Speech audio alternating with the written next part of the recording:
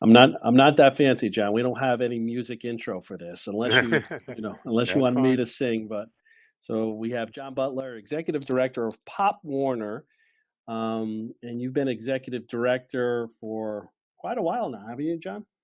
Yep. End of May, it'll be 25 years. Oh my gosh! And Yeah. congratulations. I didn't tell you Thank this you. before, but I am an alum of Pop Warner. Okay, great. Yes, and how long has Pop Warner been around for? Since 1929. Well, yeah, that's unbelievable. That's unbelievable. And it was started in Pennsylvania? Yeah, in North Philadelphia with I have to believe it was a novel idea at the time, but the idea was to keep kids off the streets and out of trouble. Well, yeah. Well, that's why I played. Yep. Yeah. Well, I think So, the troubles they were getting well, into I, were a I, whole I lot definitely more want to talk. benign. Yeah, well, it's like the Little Rascals back there. It was like the teens Yeah, of Little exactly. Rascals.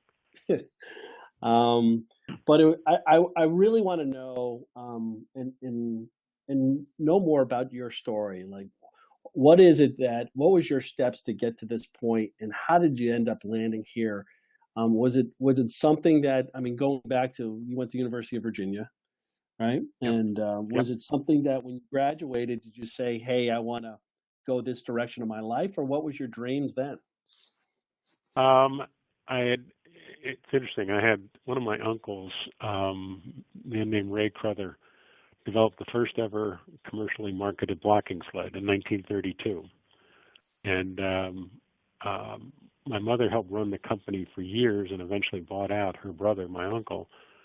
And I always swore I'd never work for family, but a variety of circumstances, one of those things where some bad things happened, but for all the right reasons. And I ended up switching majors to major in business and work for the company. And to this day, I believe that in many ways, working for family is more difficult because expectations are higher, training is lower because you're expected to know everything. And I started working in the warehouse and shipping replacement part orders and stuff like that. But along the way, I also coached high school football for 6 or 7 years, and then became a big brother through big brother, big sister, and didn't have time to coach anymore. But um, really thought that, as you were saying earlier, that football was getting a bad rap at the time, and that when this opportunity presented itself, I thought, boy, that would hopefully be an opportunity to get more kids involved in football, and didn't realize at that point that the full name of the organization is Pop Warner Little Scholars. We're the only national youth sports organization that requires satisfactory classroom progress to participate. And the only recognition we allow for individual activity is for what kids do in the classroom through our academic All-American program. So I thought that was really cool, and didn't know anything about cheerleading because we're also the oldest and largest cheerleading organization. So the rest, as they say, is history. Signed on and been plugging away here ever since. How much of it are you in the day to day with the business side of it? As far Uh, as, like, obviously, at the end of the day, it is a business, right? I mean, yep, it's a business to yep. support youth sports. So, how much of that is about strategy and player development, coaches development, referees development, and how much of your day is spent on, okay, how we drive in revenue? A fair amount. I mean, we work with some folks who help out on sponsorship and PR, but we have a small staff. There's only 7 of us. So we essentially have 3 program directors, a national football commissioner, national cheer and dance commissioner, and a director of scholastics, um, and a couple of support people. And so I help oversee and coordinate those 3 different programs, as well as dealing with increasingly in governmental issues and legal issues and um, a variety of less fun things like that, but obviously very necessary things. How is Pop Warner set up out in the field? It's a, I would assume is it little LLCs? Is it just volunteer organizations? And then there's a regional director overlooking each region, or? Yeah, we have the country divided into 8 regions. Each of those regions has 4 elected/appointed volunteer administrators. Um, Divided up among those 8 regions, there are about 120 conferences. And then the local programs that make up each of those conferences we call associations, and there's about 1,200 associations, which on average, 5 tackle football teams at various ages and weights, with their age weight schematic. We also offer flag football and have for a number of years, and each of those associations will have 4 to 5 cheer and dance squads also. How many total players and dance and cheer members are there now? 225,000 football players and 100,000 cheerleaders and dancers. Oh, that's massive. So John, I'm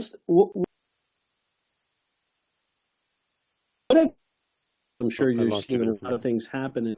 Sorry, what have you seen change through the 25 years that you've been here with players and coaches and parents? I think one of the things that all of us who deal with young people deal with these days are a very small percentage of parents who, a sports psychologist friend of mine uses a phrase that I find very descriptive, emotionally over-invested parents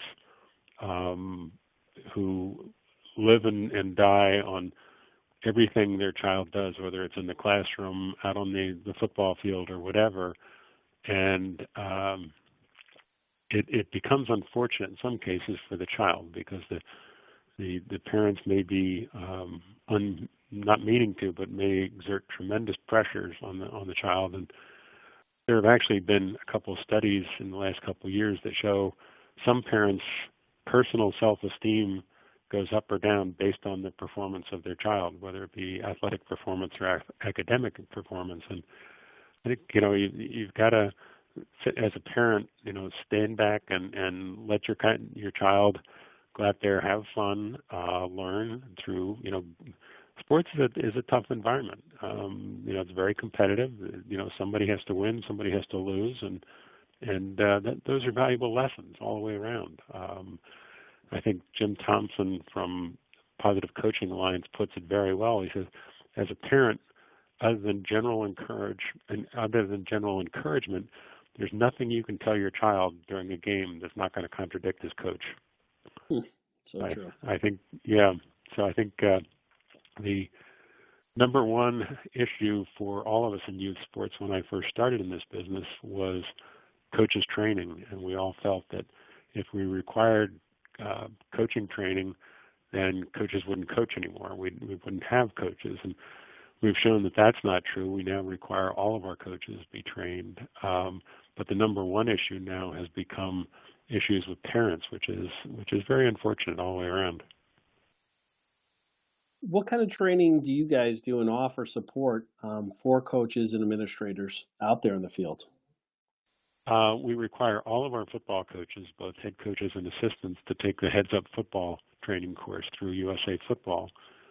And on the cheer and dance side, we work very closely with a nonprofit called Waikata, and you're going to ask me what that's an acronym for, and I probably won't remember it accurately, but they do a great job of coaching. Same way, there's some risk management included. There is some very sports-specific information. We also require that at least one person present at every practice and every game have, at minimum, first aid and CPR training. Generally, we recommend, and most try to have a doctor at games, but that's not always practical in this day and age. But certainly, we want someone there with some level of medical and first aid training. We also require, and it doesn't fall under the heading of training, but for 13 years now, we've required background checks of all volunteers because the safety of our participants is our number one responsibility and our number one priority. How about when we on what we just talked about before, as far as training for coaches and administrators on the how do you deal with parents? How do you deal with that issue that we just talked about? Because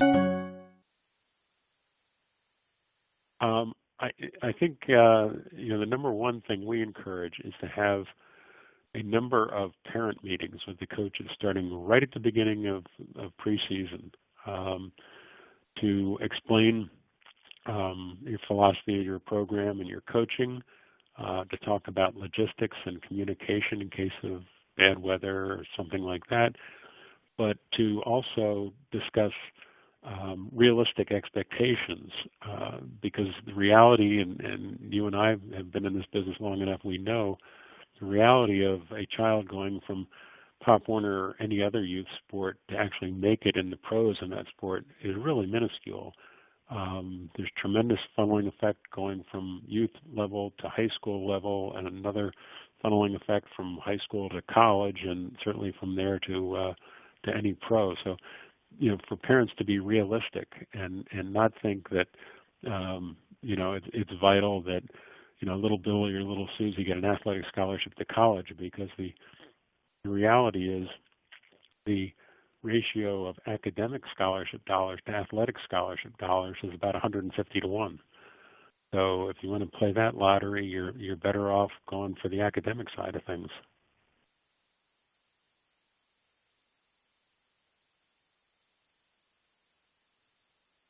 Did I lose you again? Hello? Rob?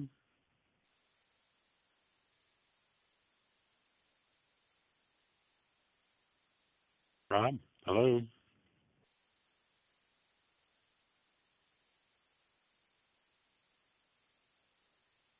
Rob?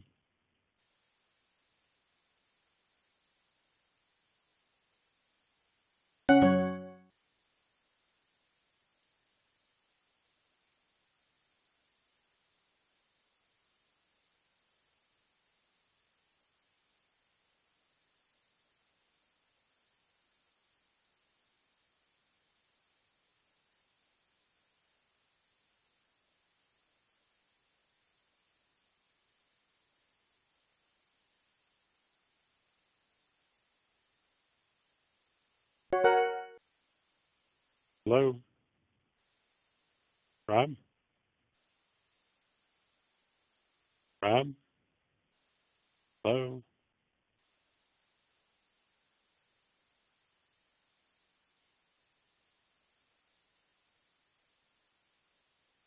Hello?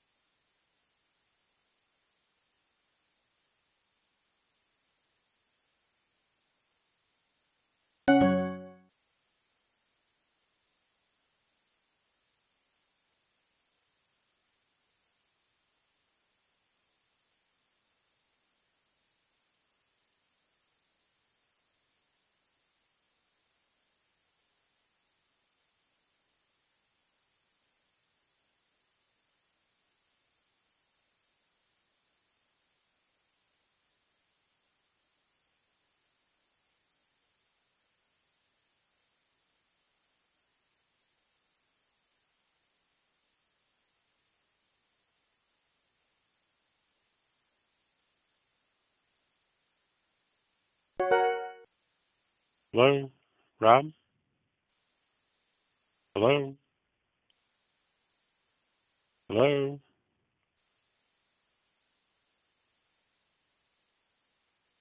Hello?